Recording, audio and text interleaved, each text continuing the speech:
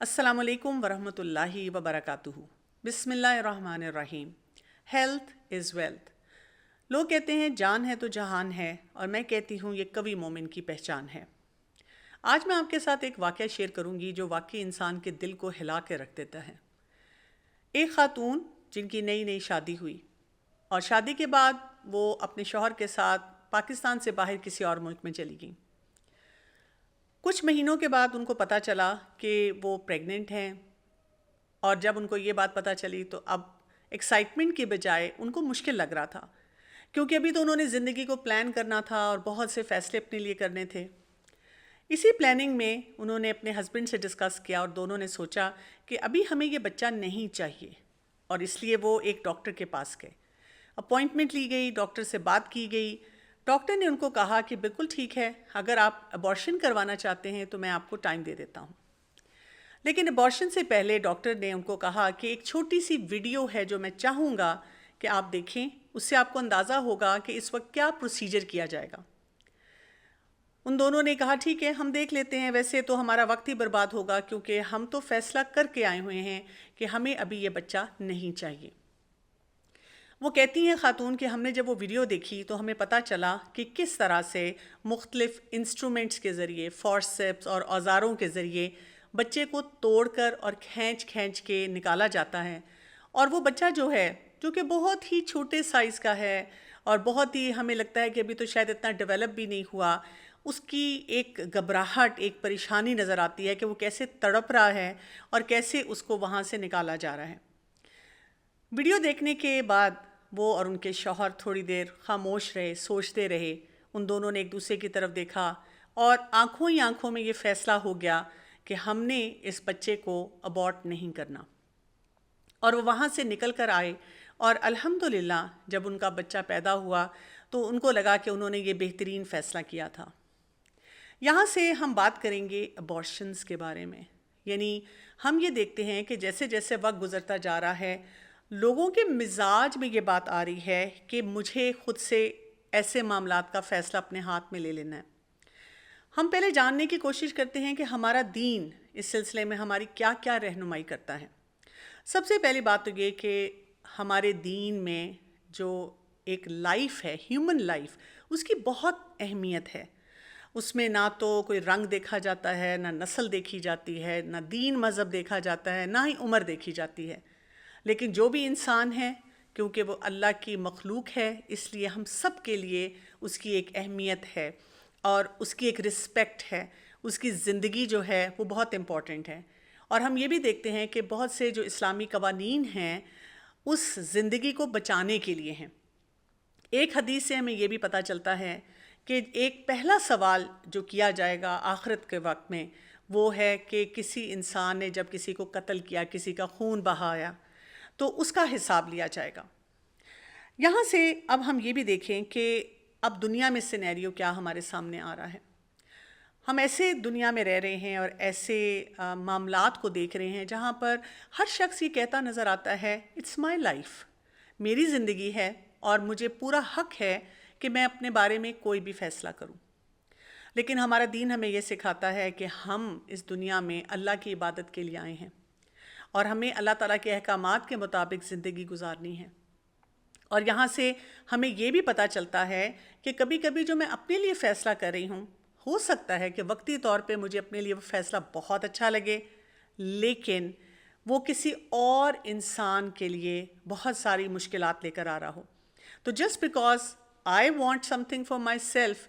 اس کا مطلب یہ نہیں ہے کہ وہ ان دا لانگ رن میرے لیے بھی فائدے میں ہو اور بہت سے اور افراد جو میرے ارد گرد ہیں ان کو بھی کوئی فائدہ دے رہا ہو۔ تو ایک مسلمان کا پیراڈائم کیا ہوتا ہے، تھاٹ پروسیس کیا ہوتی ہے کہ میں نے اللہ کی عبادت کرتے ہوئے اس زندگی کو گزارنا ہے۔ اسی طرح سے اسلام ایک فیملی سٹرکچر کو بہت زیادہ اہمیت دیتا ہے۔ اس فیملی سٹرکچر میں ہسبینڈ اور وائف کا ریلیشن شپ بھی ہے، اس کے ساتھ ساتھ اولاد بھی ہے، اور اولاد ہمارے لیے صدقہ جاریہ ہوتی ہے جس میں ہم نے انویسٹ کرنا ہوتا ہے، ان کی تربیت کرنی ہوتی ہے، اسی لیے ہمیں یہ ذمہ داری بھی دی جاتی ہے۔ اب اس سارے پروسیس میں ہم ایبارشنز کو کیسے سمجھیں گے؟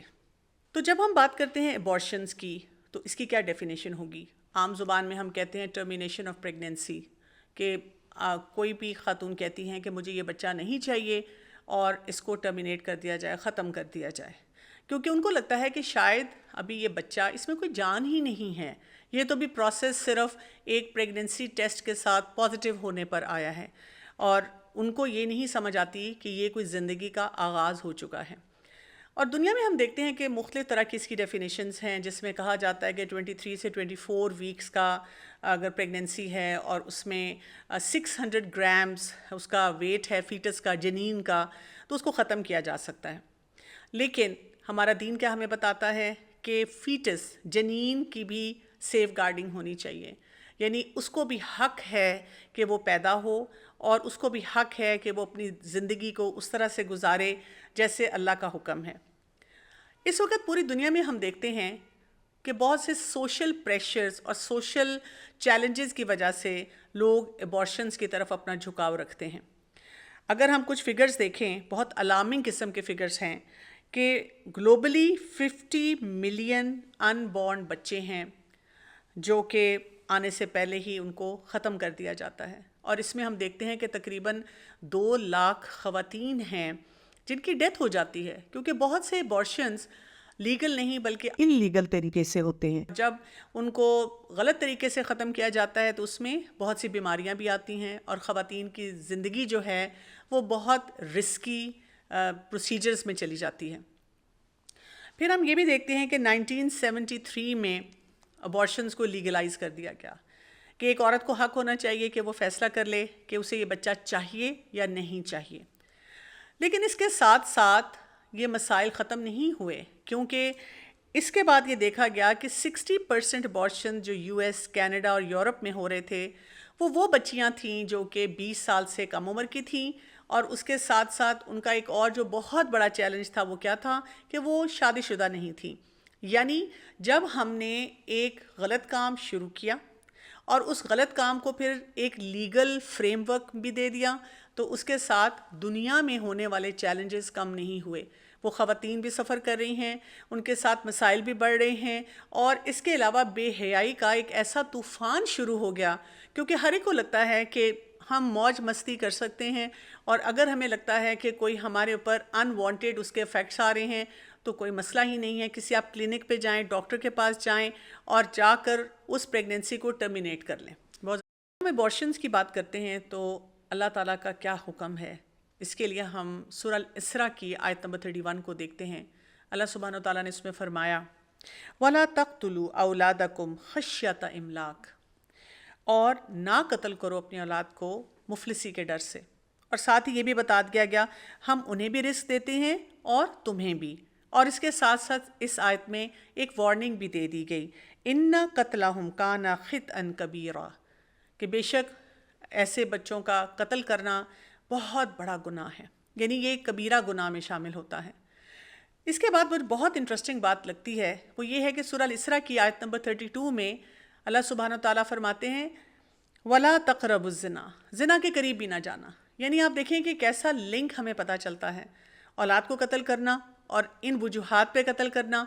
اور اس کے ساتھ ساتھ یہ سوچنا کہ ہم افورڈ نہیں کر سکتے، کیونکہ یہی بہت بڑا ریزن بہت سے افراد جو ہیں اس سلسلے میں دیتے ہیں۔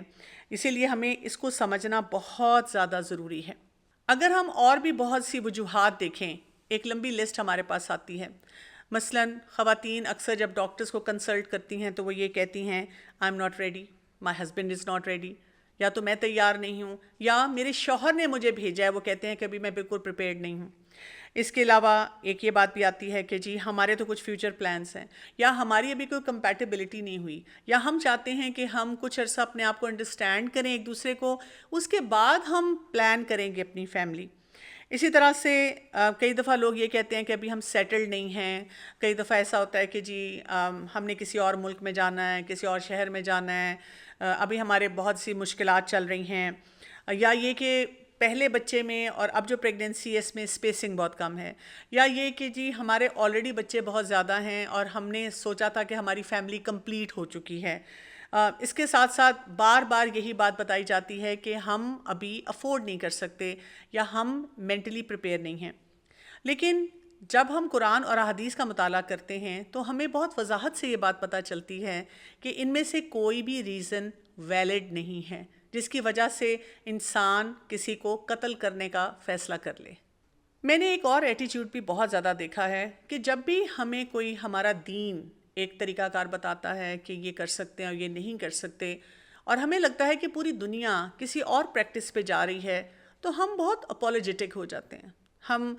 کسی نہ کسی طرح اس بات کو جسٹیفائی کرنا چاہتے ہیں، یا کچھ ایسی ایکسیپشنل سچویشنز لے کر آتے ہیں اور ہم کہتے ہیں دیکھیں اگر یہ ہو تو پھر کیا کریں گے، اگر ایسا معاملہ ہو تو پھر کیسے مینج کریں گے۔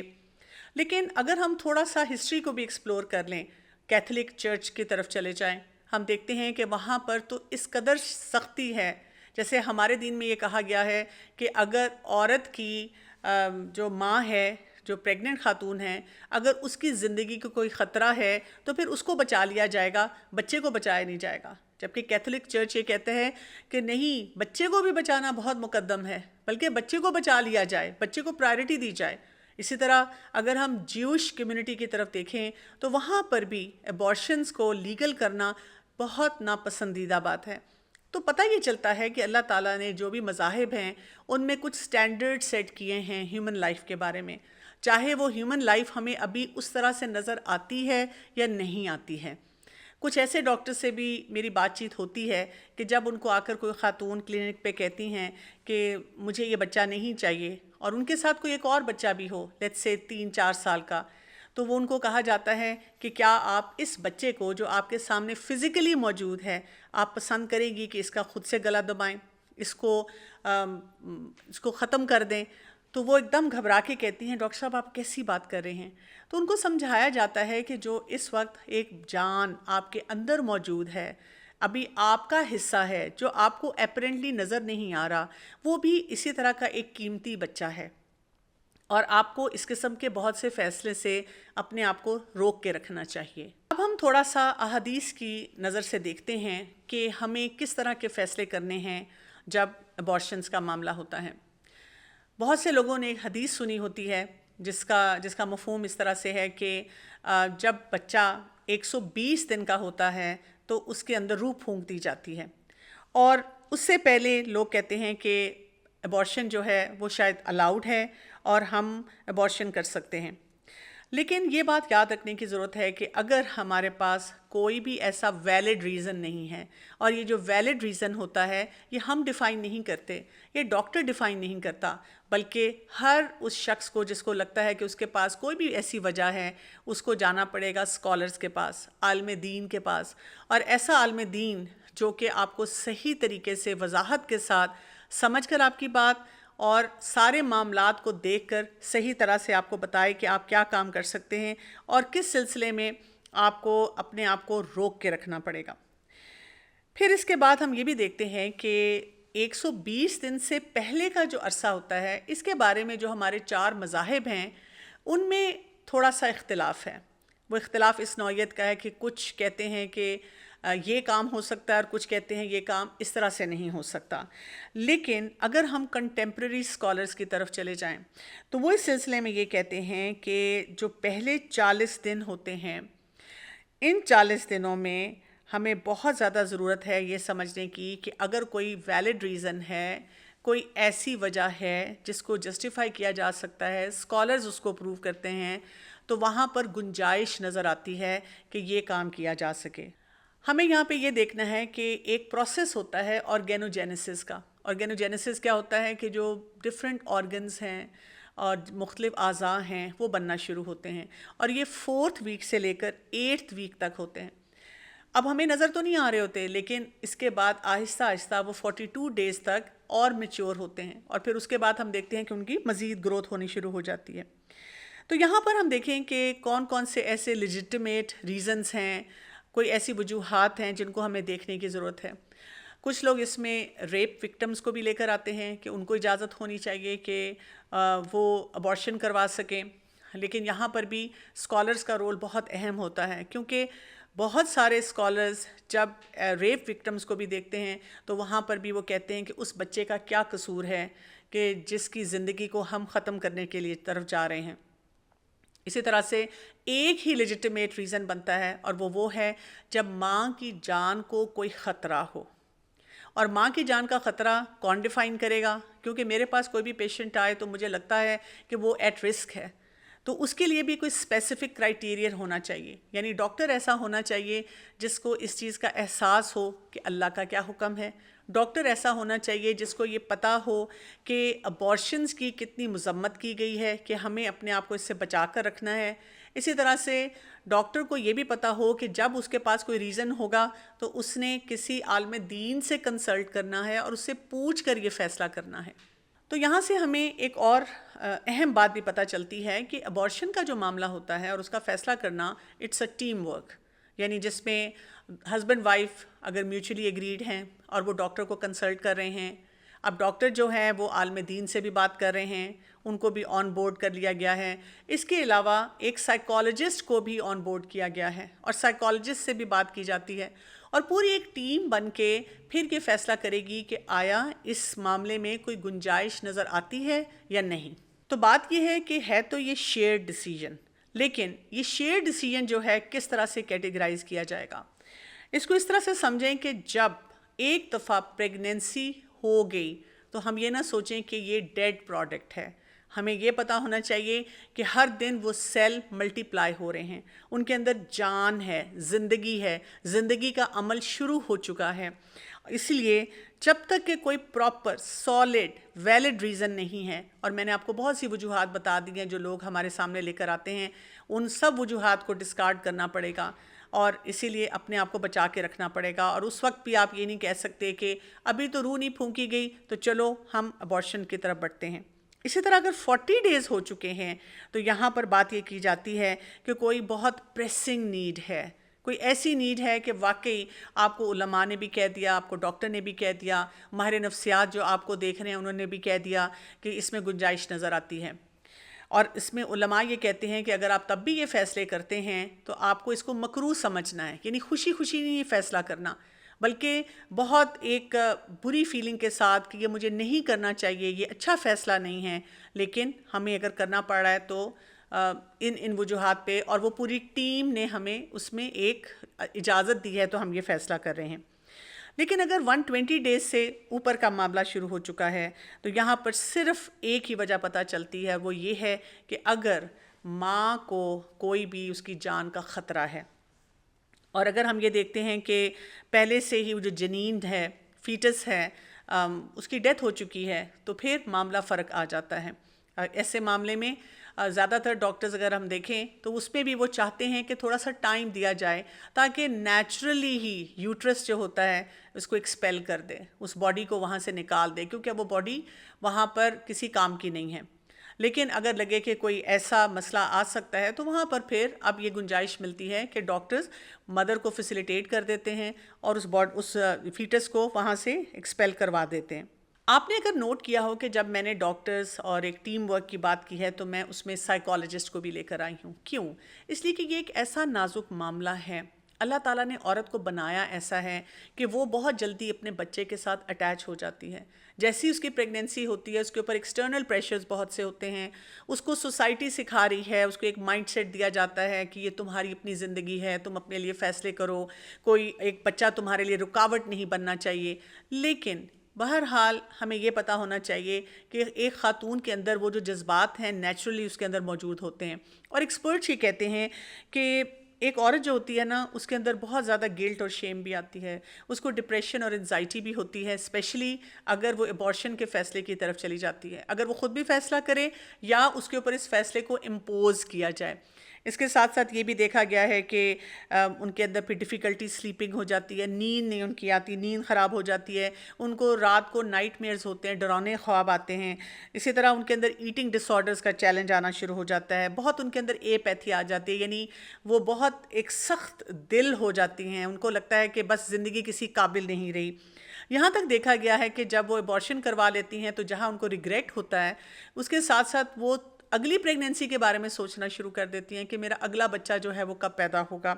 اور اس کے علاوہ یہ بھی دیکھا گیا ہے کہ ان کی اپنے ہسبینڈ کے ساتھ بانڈنگ جو ہے اس میں بہت پرابلم ہوتی ہے. کئی دفعہ جو باقی بچے ہیں ان کے ساتھ بھی ان کا رویہ کچھ عرصے کے لیے بہت متاثر ہونا شروع ہو جاتا ہے. ان تمام وجوہات کی وجہ سے یہ دیکھا گیا ہے کہ یہ بہت ہی اہم بات ہے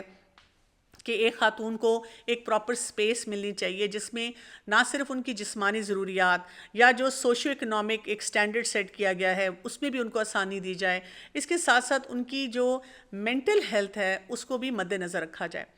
اس میں ایکسپرٹس نے یہ بھی دیکھا ہے کہ اگر کسی کا اسپونٹینیس ابارشن بھی ہو جاتا ہے، یعنی اللہ تعالیٰ کی طرف سے ہی جو بھی ایک جان پڑنی تھی وہ صحیح طرح سے نہیں پڑی اور وہ وہاں ختم ہو گئی، اس میں بھی ان خواتین کے اندر ڈپریشن، انزائٹی، انسیکیورٹی اور بہت سے سیلف اسٹیم کے چیلنجز گرو کرنا شروع کر دیتے ہیں. اب یہاں پر ایک اور سوال بھی ذہن میں آتا ہے. بہت سی خواتین ایسی ہوتی ہیں جنہوں نے سوچے سمجھے بغیر یہ فیصلہ کر لیا بیکاز وہ اتنی ڈیسپریٹ ہو گئی تھیں، ان کو سمجھ نہیں آ رہی تھی ان کو وہ بچہ کسی بھی ان ویلڈ ریزن کی وجہ سے جو ان کو ویلڈ لگ رہا تھا نہیں چاہیے،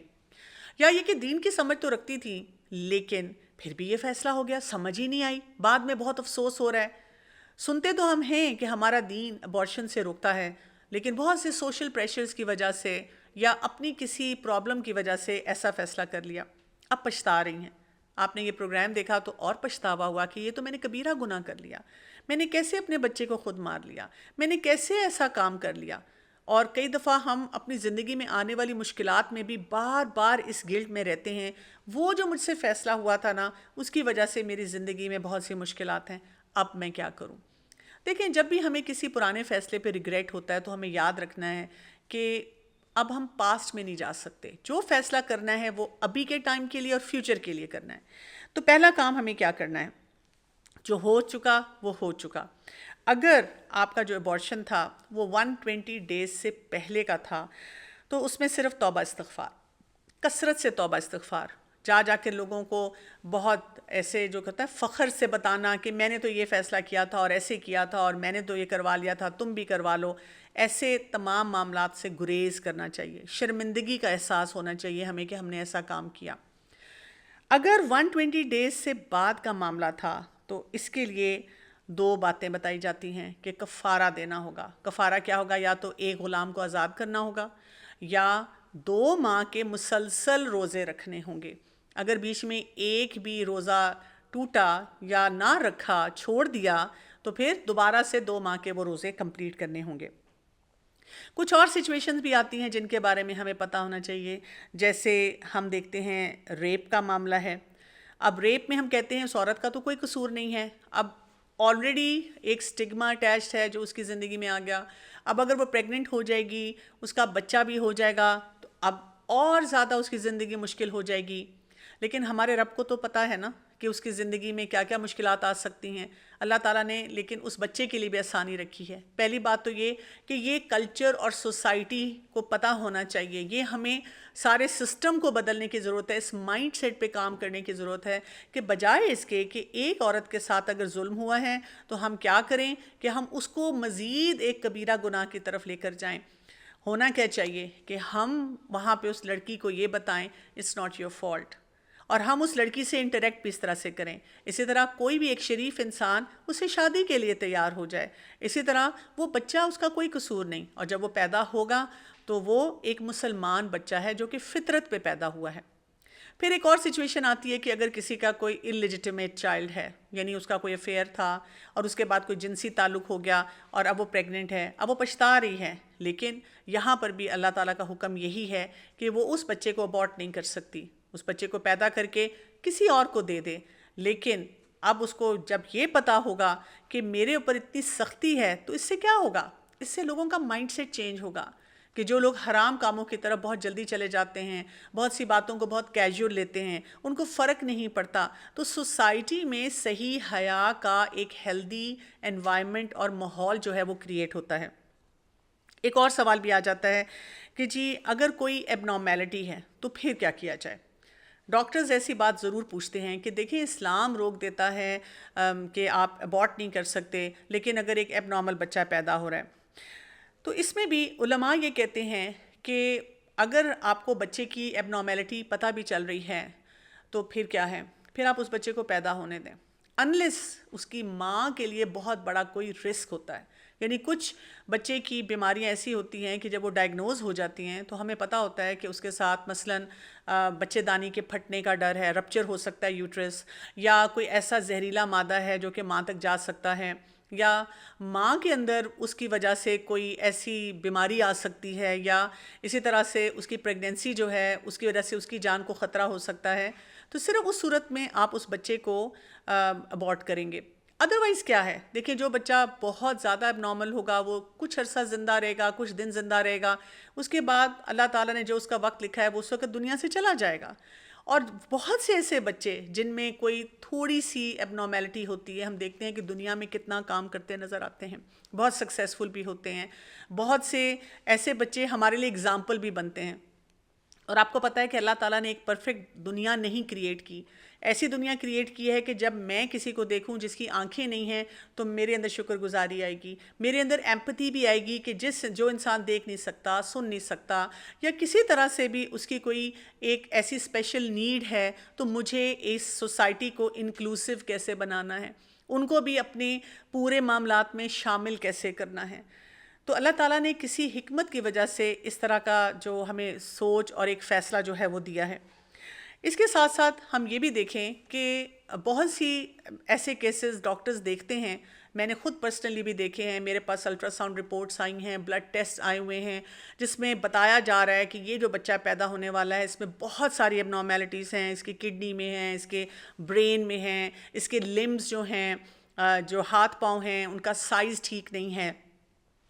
اور ہم اس فیملی کو بہت مینٹلی پریپیئر کرتے ہیں کہ دیکھیں اب یہ جو بچہ پیدا ہوگا اس میں یہ پرابلمس کے چانسز ہیں. لیکن جب وہ بچہ پیدا ہوتا ہے تو وہ کمپلیٹلی نارمل ہوتا ہے. یہ میں آپ کو بہت کوئی آج سے 10-15 سال پرانی بات نہیں بتا رہی، میں آپ کو کرنٹ ٹائمز کی بات بتا رہی ہوں کہ بہت دفعہ یہ مشاہدہ کیا گیا ہے.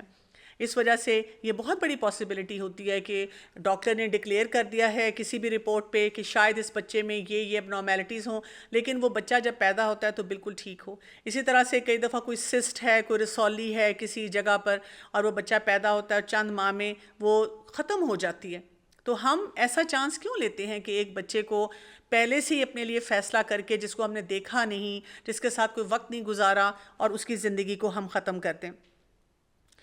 ایک اور اہم بات جو میں آپ سے یہاں پہ شیئر کرنا چاہوں گی، جو کہ بہت ہی زیادہ اہم ہے ابارشنز کے معاملے میں،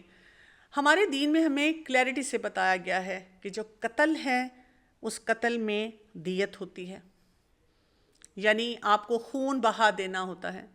ابارشن کو کیونکہ ہم قتل کی طرح نہیں دیکھتے، ابارشن کو ہم نے ایک بہت ہی خوبصورت سا نام دے کر بتا دیا گیا، جیسے ایک عورت کے اوپر سے یا ایک گھر کے اوپر سے کوئی آپ بوجھ اتار رہے ہیں، آپ سوسائٹی کو بہت ایک اچھی کوئی ایک سوچ دے رہے ہیں یا ایک راستہ دے رہے ہیں جس سے وہ اپنے لیے آسانیاں پیدا کر سکتے ہیں اور سیفٹی کی طرف جا سکتے ہیں.